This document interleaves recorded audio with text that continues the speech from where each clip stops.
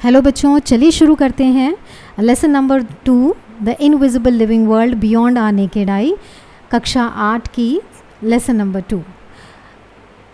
सबसे पहले जो प्रश्न आपके सामने है वो ये है कि ये बोल रहा है कि have you ever wondered what you might see if the invisible world around you became visible. यानी कि ये बात कर रहे हैं ऐसी दुनिया जो हमें अभी दिख नहीं रही है, यानी अभी हमारे सामने ये इनविजिबल है।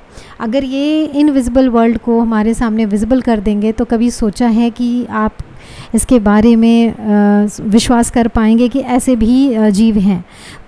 दूसरा प्रश्न आपके जिज्ञासा को बढ़ाने के लिए कि आपकी जो ऑब्जर्वेशन है इस छिपी हुई दुनिया के बारे में कैसे बदलेगी, कैसे चेंज होगी, उसकी साइज़ को लेकर, कॉम्प्लेक्सिटी को लेकर, और इवन कि लिविंग शब्द जो है हमारे लिए क्या मायने रखता है, उसमें भी क्या बदलाव आएगा। और तीसरा प्रश्न ये है, बोल रहा है कि have you ever thought how these tiny living things और beings interact with each other. यानी जिन जीवों की बात कर रहे हैं वो आपस में कैसे इंटरैक्ट करते हैं। अब वहीं पर एक प्रश्न और ये बोल रहा है कि जो ब्लैंक छोड़ा है प्रश्न खाली आपके लिए, तो इसमें आप कोई भी प्रश्न लिख सकते हैं जो आपको लगता है कि हमें ये हमारे दिमाग में आ रहा है। तो जैसे मैं एक एग्जांपल के तौर पे एक क्वेश्चन यहाँ पे लिख सकती हूँ कि how these living beings different और सेम और शो सिमिलैरिटी। यानी कि ये किस तरीके से हमसे, यानी ह्यूमन बीइंग या जो हम जीव हैं उनसे कैसे भिन्न या उनके जैसे सिमिलैरिटी शो करती है विद अस। तो इस क्वेश्चन के साथ हम इस चैप्टर को आगे लेकर जाएंगे, लेकिन उसको स्टार्ट करने से पहले एक शब्द ज़रूर कहेंगे कि मान लीजिए हम आपको एक ऐसा चश्मा दें जिसके थ्रू इस इनविजिबल दुनिया को आप देख सकें, तो ये वाकई एक अमेजिंग दुनिया होगी जिसका अब हम आगे जर्नी लेने जा रहे हैं। तो चलिए इस चैप्टर शुरू करते हैं। The human eye can only see object that are above certain size. इसका क्या मतलब है? इसका मतलब है कि एक पर्टिकुलर साइज़ है की लिमिट है, यानी कि मैं अगर कहूँ कि एक लिमिट तक, ये वो लिमिट साइज़ है जिसके अगर हम और छोटे साइज़ पे जाएंगे तो हमें वो चीज़ नज़र नहीं आएगी, और इसके बियॉन्ड साइज़ हमें विजिबल है मान लीजिए। तो यानी कि एक सर्टन साइज़, इस तरफ जितने भी ऑर्गेनिज्म का साइज़ होगा वो हमें दिखेगा नहीं, हमारी आइज़ की कैपेसिटी से बियॉन्ड है वो। तो ये कह रहा है कि for a long time many tiny things around us remain, जिसकी वजह से क्या हुआ, बहुत सारी छोटी चीज़ें जो इस दायरे में आ रही थी साइज़ के हिसाब से वो हमें दिखी ही नहीं, हमें पता ही नहीं था। लेकिन हाँ, एक चेंज आया कि एक curved piece of a glass means lens, जिसकी वजह से हमें वो चीज़ें दिखने लगी, छोटी छोटी चीज़ें। यानी मैग्नीफाइंग ग्लास जो आपने छोटी क्लासेस में भी देखा होगा साइंस की एक्टिविटी में, कि हमें अगर छोटा सा ऑब्जेक्ट है उसको थोड़ा सा बड़ा करके देखना है तो हम हैंड लेंस का इस्तेमाल करते हैं, मैग्नीफाइंग ग्लासेस का। तो वो जो लेंस है वो साइज़ को बढ़ाता है। तो धीरे धीरे इन्हीं लेंसेस में और इम्प्रूवमेंट किया गया और उसको और ज़्यादा पावरफुल बनाकर एक सिंपल मैग्नीफाइंग ग्लास से उसकी डेवलपमेंट माइक्रोस्कोप तक पहुंच गई। तो जिसकी वजह से हमारी ह्यूमन आई की एबिलिटी उन चीज़ों को भी देखने लगी जो चीज़ें हमारे आँखों के दायरे से बाहर थी। तो अब हम इसी को एक्सप्लोर करेंगे कि इस चैप्टर में कौन कौन से ऑर्गेनिज्म हैं जिनको हमने कभी भी जिनके बारे में ना देखा है और ना ही उनके बारे में अभी तक पढ़ा है। तो आज हम शुरू करेंगे इनके बारे में जानना। तो पहले तो हमारे चारों तरफ की जो दुनिया है वो बहुत सुंदर है, प्लांट्स और एनिमल से भरी हुई है जो हमें विजिबल हैं। अब उनके जो शेप हैं, साइज़ हैं और उनके कलर हैं वो अलग अलग हैं, जिनमें से कुछ बहुत ही छोटे हैं, टाइनी हैं ऑर्गेनिज्म, और कुछ बहुत ही बड़े हैं, जैसे व्हेल हो गया, छोटी सी एक चींटी हो गई, तो ये रेंज है साइज़ का जो हम देख लेते हैं। लेकिन इन टाइनी सी जो चींटी दिखती है आपको, उससे भी छोटे ऑर्गेनिज्म हैं जिनको हम यहाँ पर समझेंगे। और ये जो ऑर्गेनिज्म है ना सिर्फ वो स्ट्रक्चर में अलग हैं, उनके अदर फीचर्स जो हैं वो भी बहुत अलग अलग हैं। तो जो भी ऑर्गेनिज्म चाहे माइक्रोस्कोपिक हो, छोटे हों, उनको हम एक नए नाम से, यानी हम प्लांट एनिमल्स के अलावा या इन लिविंग बींग्स के अलावा उनको जिस नाम से पुकारेंगे वो है organisms. Now we will call these as living organisms. Now आपने कई बार देखा भी होगा कि विद एज ऑल्सो या कुछ बच्चों को रीडिंग ग्लासेस लग जाते हैं। उसका रीज़न यही सिंपल सा होता है कि उनकी आँखों में जो लेंसेज हैं उनमें प्रॉब्लम है, जिसकी वजह से वो क्लैरिटी विजन नहीं है। उसी चीज़ को देखने के लिए, प्रॉपर तरीके से देखने के लिए उनको रीडिंग ग्लासेस की ज़रूरत पड़ती है। अब एक छोटी सी एक्टिविटी है जिसको हम कर सकते हैं। छोटी सी एक्टिविटी है, वो कहती है कि एक राउंड बॉटम फ्लास्क लेंगे, ग्लास का बना हुआ। अब आप ये देखोगे, ये ना जूनियर साइंस लैब या बायो लैब या केमिस्ट्री लैब में आपको मिल जाता है। एक राउंड, या नहीं भी है तो कांच का ग्लास जो होता है, प्लेन ग्लास का, जिसमें ज़्यादा पैटर्न ना हो, उसमें आप पानी भरकर किसी भी बुक के ऊपर, जैसे ये फिगर दिख रही है आपको 2.1 में, देखिए राउंड बॉटम फ्लास्क ही लिया और इसको उस बुक के ऊपर रखा, तो जो साइज़ है, फॉन्ट साइज़ है, वो बहुत बड़ा हो गया है। मतलब पहले से फॉन्ट साइज़ यहाँ पर देखिए और यहाँ पर देखिए फ़र्क आया। तो यानी कि ये जो राउंड बॉटम फ्लास्क है, इसमें जो पानी है उसकी वजह से, यानी कि इट इज़ बिहेविंग, ये एक तरीके से बिहेव कर रहा है, ट्रांसपेरेंट मीडियम, और आप फ़र्क देख रहे हो, एक लेंस का काम कर रहा है। तो इसकी वजह से वो जो अक्षर है, वो जो शब्द है, वो बड़ा दिख रहा है, क्योंकि ये मैग्नीफाइंग ग्लास का काम कर रहा है। एक तरीके से it is behaving like a magnifying glass.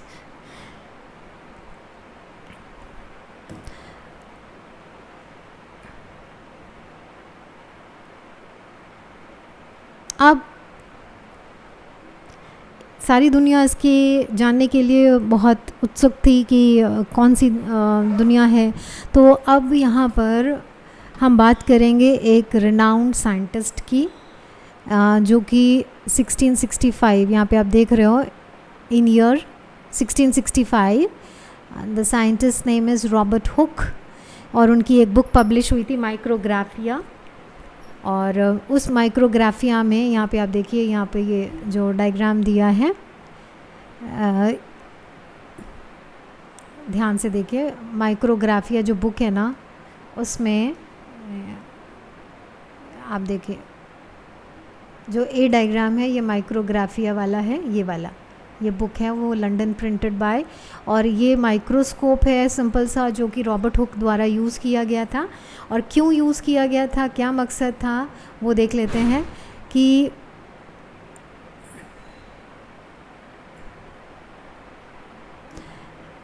इस बुक में उन्होंने ये चीज़ें दर्शाई थी कि उनका जो सिंपल सा माइक्रोस्कोप था, वो जो माइक्रोस्कोप कोई भी ऑब्जेक्ट को लगभग 200 से 300 गुना, यानी 200 से 300 टाइम्स बड़ा साइज़ करके दिखाता था। अब इन्होंने एक कॉर्क वुड लिया और उसका एक स्लाइस माइक्रोस्कोप में देखा। तो वो जो स्लाइस देखा माइक्रोस्कोप का, वो कुछ हनीकॉम्ब पैटर्न में था।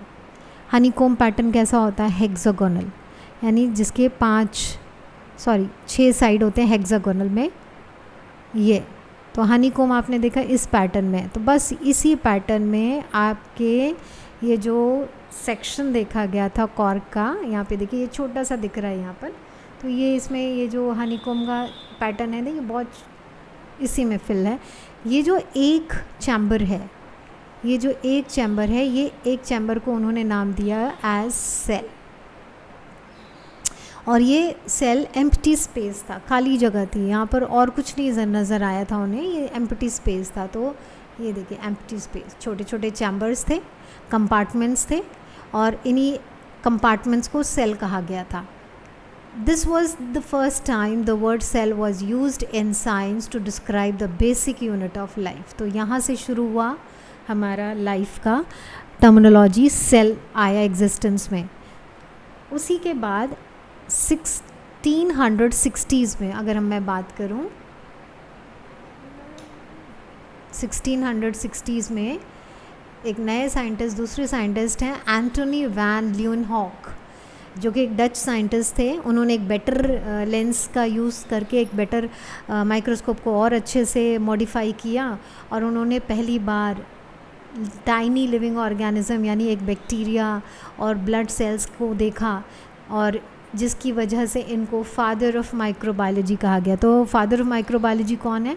फादर ऑफ माइक्रोबायोलॉजी हैं एंटोनी वैन ल्यूनहॉक, जिन्होंने लिविंग सेल देखा, जबकि रॉबर्ट हुक ने आपका सेल जो देखा था वो लिविंग नहीं था, वो डेड था, क्योंकि उसके अंदर साइटोप्लाज्मा और न्यूक्लियस वगैरह कुछ नहीं था। कॉक सेल में कॉक प्लांट टिश्यू से उन्होंने देखा।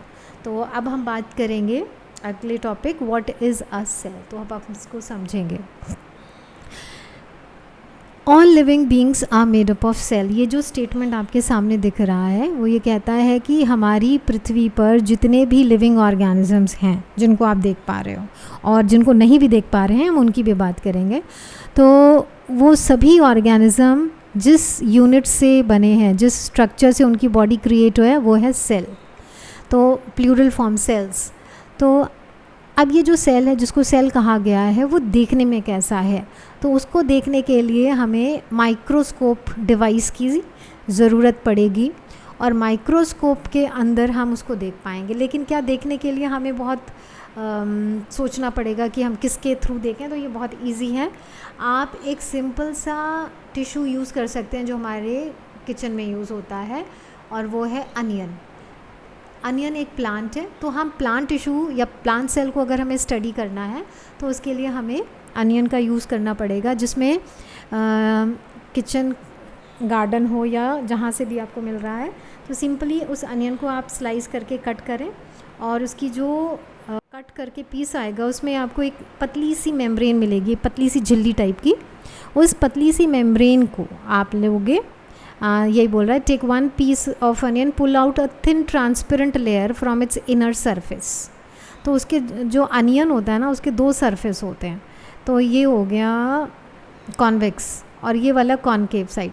तो जो कॉनकेव साइड होता है ना, इस तरफ से आपको एक पतली सी लेयर निकलेगी ट्रांसपेरेंट, उसी को हम अनियन पील कहते हैं। उस अनियन पील को हम यूज़ करेंगे, एक सैफरन रेड कलर का स्टेन होता है, उसमें रखेंगे पैटर डिश के अंदर। तो यहाँ फिगर देखो, आप देख रहे हो, ये पैटर डिश है जिसके अंदर एक ड्रॉप हमने सैफरन का डाल दिया, और अनियन पील के अंदर अनियन पील को छोड़ देंगे हम लगभग 1 मिनट 1.5 मिनट के लिए, और उसके बाद हम उसको वॉश करेंगे पानी से।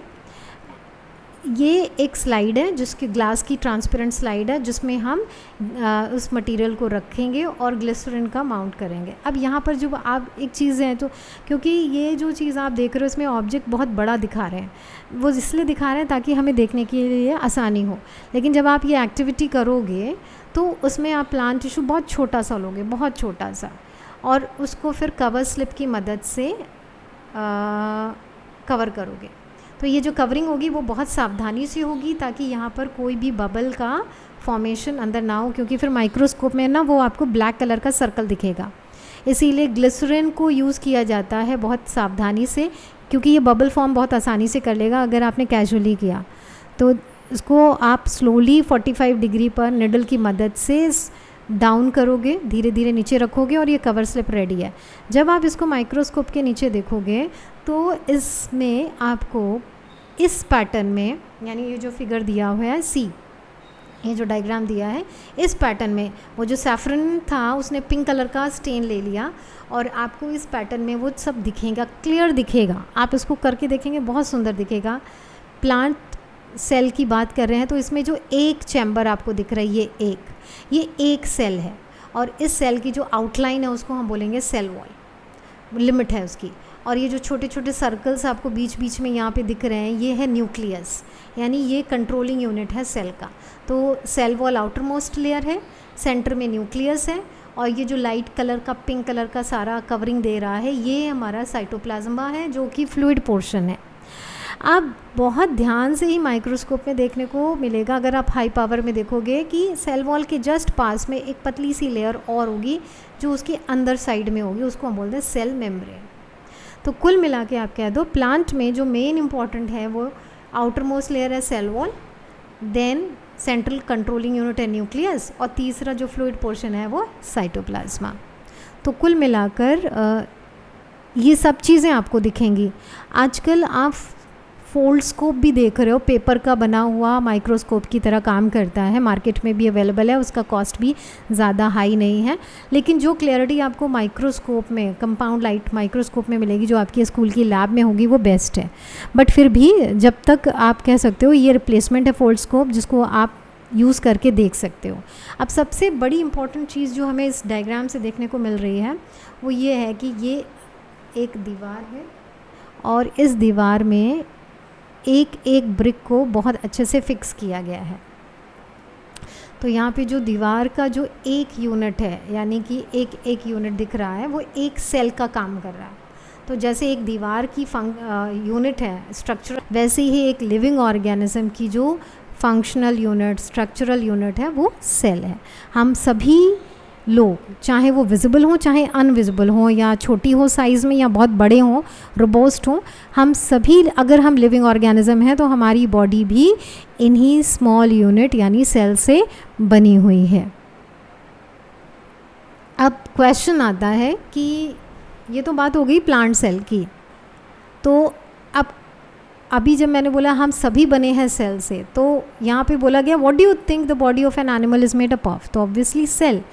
लेकिन फ़र्क हम देखेंगे कि क्या फ़र्क है, कि अगर है तो क्या फ़र्क है दोनों में, प्लांट सेल और एनिमल सेल में, जिसको हम एक एक्टिविटी के द्वारा कर सकते हैं। जैसे हमने अभी प्लांट का टिश्यू का यानी अनियन का वो पील निकाला, उससे उसका देखा, स्टडी किया सेल स्ट्रक्चर, तो हम एनिमल के लिए केस में यूज़ करेंगे हम अपने चीक सेल्स, यानी कि with the help of a clean toothpick. तो पहले तो माउथ को प्रॉपरली रिंस करेंगे क्लीन वाटर से, और उसके बाद एक क्लीन टूथपिक लेकर जेंटली स्क्रैप करेंगे अपने इनर साइड ऑफ द चीक, और जो भी स्क्रैप्ड मटेरियल आएगा उसको with the help of a drop of water on a clean glass slide, एक ग्लास स्लाइड पर उसको ट्रांसफ़र करेंगे जो भी मटेरियल हमारा होगा with the help, and then उसको इवनली स्प्रेड कर देंगे। अब ऊपर हमने कौन सी स्टेन यूज़ की थी, सैफ्रनिन। यहाँ पे हम कौन सी स्टेन करेंगे यूज़, मेथिलिन ब्लू। तो ये एक नीले कलर का स्टेन है, जबकि सैफ्रनिन एक रेड कलर का स्टेन है। तो उस मेथिलिन ब्लू को हम इस पर ट्रांसफ़र करेंगे, and with the help of glycerine, glycerine को भी हम यूज़ करेंगे, और 1 मिनट में हम देखेंगे इसको कवर करने के बाद माइक्रोस्कोप के नीचे। तो ध्यान ये रखेंगे, सावधानी क्या बरतनी है कि जब हम कवर स्लिप इसको कवर कर रहे हैं तो कई बार क्या होता है, कवर स्लिप रखते टाइम ग्लिसरीन यहाँ वहाँ से निकलने लगती है, तो उसको रिमूव करने के लिए हम फ़िल्टर पेपर का इस्तेमाल करेंगे, ब्लॉटिंग पेपर। वो एक्सेस ग्लिसरीन को एब्जॉर्ब कर लेगा और स्लाइड हमारी नीट एंड क्लीन रहेगी, ताकि ग्लिसरीन से माइक्रोस्कोप को कोई डैमेज ना हो। अब जब हम माइक्रोस्कोप के नीचे इसको देखेंगे तो हमारा जो ह्यूमन चीक सेल है ना, वो कुछ इस तरीके से नज़र आएगा। सेल मेम्ब्रेन इसकी आउटर मोस्ट लेयर है, जबकि प्लांट सेल में हमने क्या देखा था, आउटर मोस्ट लेयर क्या आती है, प्लांट सेल में सेल वॉल। तो यहाँ पे देख रही है सेल वॉल थी, outer most layer, cell membrane है प्लांट सेल में भी, लेकिन वो आउटर मोस्ट नहीं है, वो सेल वॉल के बाद अंदर फॉलो होती है, यानी सेकेंड लेयर है विद इन सेल वॉल। और यहाँ पर जो आउटर मोस्ट लेयर है वो सेल मेम्ब्रेन है। देन फ्लूइड पोर्शन जैसे उसमें था साइटोप्लाज्मा, और central nucleus main controlling unit, हमने वहाँ बात की थी, इसको हमने 2 बोला था न्यूक्लियस को, और इसको 3, उससे कोई मतलब नहीं है, लेकिन हम बात कर रहे हैं कि इसमें 3 कंपोनेंट हैं, सेल मेम्ब्रेन आउटर है, साइटोप्लाज्मा फ्लूइड पोर्शन है जो इसमें है, और न्यूक्लियस इसका कंट्रोलिंग यूनिट है। फ़र्क सिर्फ किसका है, फ़र्क है सिर्फ सेल वॉल और सेल मेम्ब्रेन का, बाकी सारी चीज़ें दोनों में ही पाई जाती हैं। अब ये हो गया एक टिपिकल सिंपल लो पावर में माइक्रोस्कोप में अगर हमने देखा तो हमें एक सेल स्ट्रक्चर ऐसा दिखेगा। तो इमेजिन करिए कि हमारे चीक सेल, यानी जैसे चीक सेल है वैसी और भी पूरी बॉडी हमारी सेल से बनी है। तो दिमाग में एक पहला क्वेश्चन जो आएगा, क्या सारी बॉडी में जितने भी सेल्स हैं क्या वो सब एक जैसे हैं, उनका स्ट्रक्चर पैटर्न सब एक जैसा है? तो इसका आंसर है नहीं। तो हमने यहाँ पे जब देखा, अब आप देखो रेक्टेंगुलर है अनियन सेल, थोड़ा, और यहाँ पर ये जो दिख रहे हैं हमारे को ह्यूमन सेल, चीक सेल जो हैं थोड़े ओवल हैं, पॉलीगोनल ओवल शेप में हैं। और वहीं पर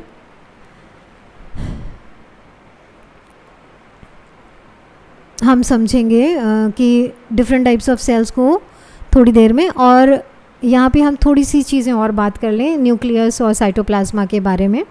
तो सबसे पहला जो स्टेटमेंट बनता है वो ये कि सेल मेम्ब्रेन जो है वो आउटर मोस्ट लेयर है, लिमिटिंग लेयर है। तो सेल मेम्ब्रेन एक लिमिट लेयर देता है, न्यूक्लियस उसका कंट्रोलिंग यूनिट होता है, साइटोप्लाज्मा फ्लूइड पोर्शन होता है। तो इस साइटोप्लाज्मा के अंदर बहुत तरीके के कंपोनेंट्स प्रेजेंट होते हैं और इसी की वजह से हम लिविंग कंडीशन में हैं, यानी इसमें जो रिएक्शंस और प्रोसेसेस मैकेनिज़म्स चल रहे हैं उनकी वजह से। तो इसमें बहुत सारे आप कह सकते हो कंपाउंड्स होते हैं, जैसे कार्बोहाइड्रेट हो गया, प्रोटीन, फैट, मिनरल सॉल्ट्स, ये सब इसमें डिज़ोल्व फॉर्म में प्रेजेंट होते हैं। और न्यूक्लियस मास्टरमाइंड कह सकते हैं, कंट्रोल यूनिट, या जैसे कंप्यूटर का सीपीयू है तो वैसे ही न्यूक्लियस है जो सारी एक्टिविटीज़ सेल के अंदर जो होनी है उनको कंट्रोल करके रखता है और ये ग्रोथ को भी कंट्रोल करता है। जो the cell wall in the plant cell provide rigidity. अब ये इंपॉर्टेंट चीज़ है कि सेल वॉल होना प्लांट सेल में उसको बाकियों से कैसे फ़र्क करता है, क्योंकि रिजिडिटी और स्ट्रेंथ प्रोवाइड करता है सेल वॉल प्लांट के। अब आप देखोगे अगर किसी प्लांट को है ना, उसको आप पिंच करो जाके उसके स्टेम में, तो आप पिंच नहीं कर सकते हो, लेकिन हम अपनी स्किन पे पिंच कर सकते हैं। तो इसका मतलब क्या हुआ कि हमारी स्किन में जो सेल्स हैं वो फ्लेक्सिबल हैं because of cell membrane, while in case of plant they are bound by cell wall and which is rigid, और उसको रिजिडिटी एंड स्ट्रेंथ प्रोवाइड करना है। हमारे केस में रिजिडिटी कोई और प्रोवाइड करता है। तो इसको यहाँ पर एक क्वेश्चन फ्रेम कर देते हैं, हमारी बॉडी में रिजिडिटी कौन प्रोवाइड करता है, इसको आप कमेंट बॉक्स में आंसर कर सकते हो। अब एक सीढ़ी और ऊपर चढ़ते हैं और हम देखेंगे कि एक प्लांट सेल और एक एनिमल सेल में क्या क्या फ़र्क है। तो जब हम ध्यान से देखेंगे, यहाँ पे दो डायग्राम की मदद से आपको दिखाया। तो पहली चीज़ हम एक बिल्कुल क्लियर कर दें कि जो डायग्राम आपको बुक में दिखाई देते हैं इतने बड़े बड़े से, तो ये जो सेल है ना, अगेन याद रखना है कि ये हमको माइक्रोस्कोप के नीचे दिखेगा, हम ऐसे नहीं देख सकते। तो ये जो लेफ़्ट साइड में ए डायग्राम है, ये एक एनिमल सेल है जिसका ओवल शेप में है, पॉलीगोनल, जबकि आप बी डायग्राम देख रहे हो थोड़ा सा रेक्टेंगुलर शेप है, और ये जो येलो कलर का आउटलाइन में हार्ड सा लेयर दिया है ये सेल वॉल है। इसके इनर लेयर में सेल मेम्ब्रेन है और दोनों में कंट्रोलिंग यूनिट न्यूक्लियस है। तो इसका क्या मतलब हुआ कि न्यूक्लियस दोनों में पाई जाएगी, सेल मेम्ब्रेन दोनों में पाई जाएगी, animal cell and plant cell में, जबकि सेल वॉल रिस्ट्रिक्टेड है सिर्फ प्लांट सेल के लिए। तो इसको हम अलग से मार्क कर दे रहे हैं कि ये सिर्फ इसमें है। क्लोरोप्लास्ट की जहाँ तक बात करेंगे तो सिर्फ प्लांट सेल में है। तो क्लोरोप्लास्ट है क्या, ये आप ग्रीन कलर का स्ट्रक्चर देख रहे हैं, पूरे साइटोप्लाज्मा में डिस्ट्रीब्यूटेड है। तो ये कहलाता है आपका क्लोरोप्लास्ट, जिसकी वजह से फोटोसिंथेसिस होता है। नाउ एक येलो कलर्ड एरिया है यहाँ पर, ये एरिया बाउंड है, इसके अंदर ये चैम्बर है जिसमें ट्रांसपेरेंट सा नज़र आ रहा है, बट ये स्पेस है जिसमें फ्लूइड, एंजाइम सब कुछ प्रेजेंट होता है, तो ये कहलाता है वैक्यूल। अगर हम एनिमल सेल में देखेंगे तो ये नहीं दिख रहा है, लेकिन ये होगा भी तो इसका साइज़ बहुत छोटा होगा अगर ये प्रेजेंट होगा वैक्यूल, लेकिन प्लांट सेल में इसका साइज़ बहुत बड़ा होता है। अब आ जाते हैं मोस्ट इम्पॉर्टेंट, माइटोकॉन्ड्रिया। इसको आप ऐसे इमेजिन कर सकते हो कि ये हमारे लिए एनर्जी का सोर्स है। तो पावर हाउस के नाम से ये जाना जाता है, power house of the cell is mitochondria. ये हम हायर लेवल पे पढ़ेंगे। तो यहाँ पर ब्रीफली आपके सामने प्लांट सेल और एनिमल सेल के बीच में डिफरेंसेस हो गए। टाइप्स पढ़ लिए, प्लांट सेल और एनिमल सेल हमें दो स्टडी किए थे, डिफरेंसेस क्या हैं। और सबसे पहली बात पता की थी कि हमारा लिविंग ऑर्गेनिज्म की जो बॉडी है वो सेल से बनी है। अब जो यहाँ पर आगे बढ़ना है तो ये कह रहा है कि क्या सेल जिसको हमने पढ़ा तो उसका कोई एक ही फिक्स्ड शेप है क्या, कि या फिर उसमें वेरिएशन है देखने के लिए। तो आंसर है यस, वेरिएशन है, लेकिन हमें समझना है कुछ उदाहरणों की मदद से। तो पहला एग्जाम्पल दिया है, एक तो मसल सेल का एग्जाम्पल दिया है और दूसरा नर्व सेल, जो कि एक दोनों ही एनिमल सेल में है, ह्यूमन सेल की बात कर रहे हैं हम। तो यहाँ पे मसल सेल ए फिगर में दिया है, उसमें देखिए जो शेप है ना वो बीच में थिक है और किनारे पे टेपरिंग है, यानी कि जो बीच की एरिया ना वो ज़्यादा थिक है, यहाँ वाली पतली है, बीच में न्यूक्लियस है, ये जो मसल सेल्स है। अब इसको स्पिंडल शेप कहा जाएगा, इस शेप को क्या कहेंगे, स्पिंडल शेप्ड। अब जबकि हम नर्व सेल की बात करें, इसका दूसरा नाम है न्यूरॉन। ये जो न्यूरॉन है, अगर आप ध्यान दोगे दोनों में बहुत चेंज है, ये कुछ ट्री की तरह लग रहा है, एक तरफ ब्रांचेस जैसे दिख रहे हैं, फिर एक स्टेम की तरह स्ट्रक्चर देख रहे हैं, फिर लेस्ट में जड़ों की तरह स्ट्रक्चर, रूट की तरह दिख रहा है। तो ये जो है ना शेप न्यूरॉन सेल का लंबा है, उसमें दो सिरे, एक पॉइंट स्टार्टिंग दूसरा एंडिंग है। तो यानी कहने का मतलब ये है कि एक लंबा है क्यों, एक स्पिंडल शेप है ऐसा क्यों। इवन प्लांट सेल में हमने रेक्टेंगुलर शेप देखा था, एनिमल का पॉलीगोनल शेप देखा था।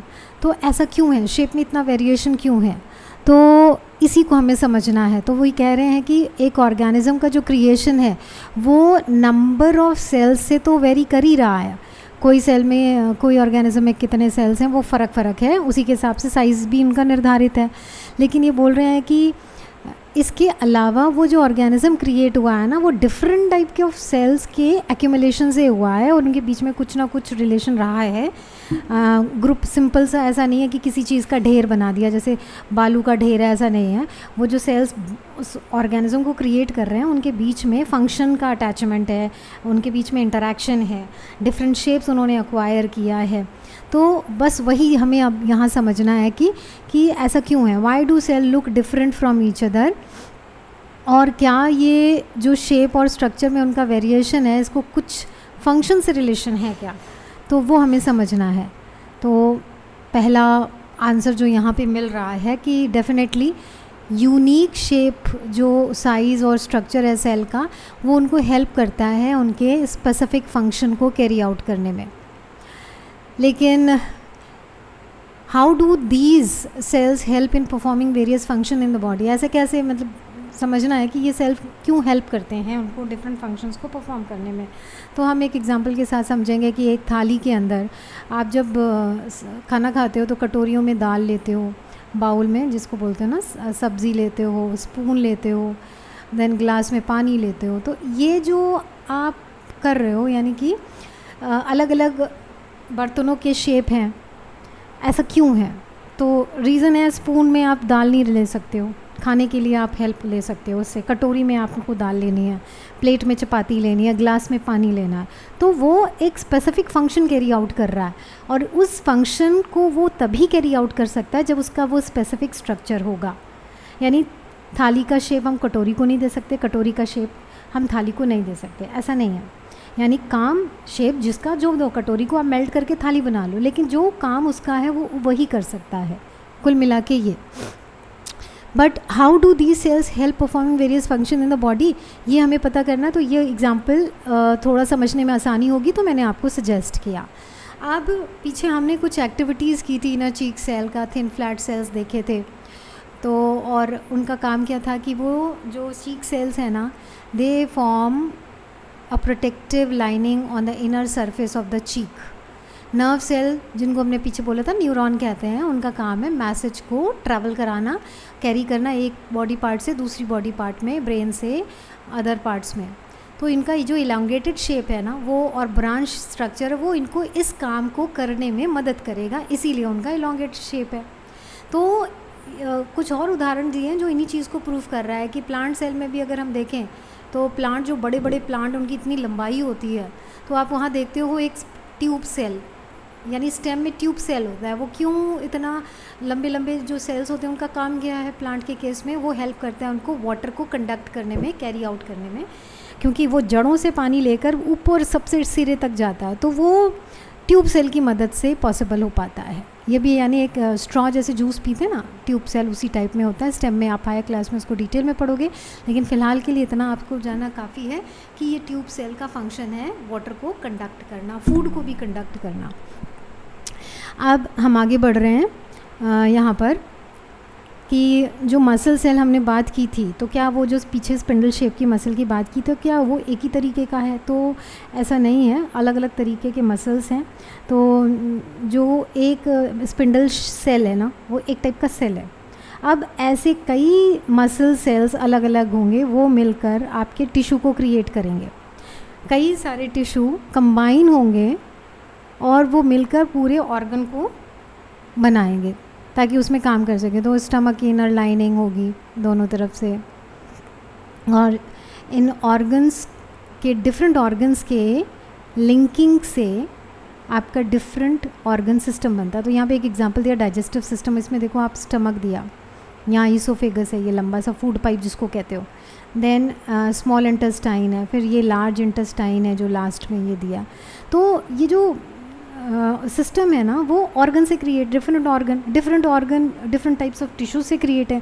Different tissues different types of cells से कॉन्स्टिट्यूट होते हैं। तो कुल मिला के ये कह दो कि यहाँ पर जो कोऑर्डिनेशन है एक मल्टी सेलुलर ऑर्गेनिज्म में इन सब का है।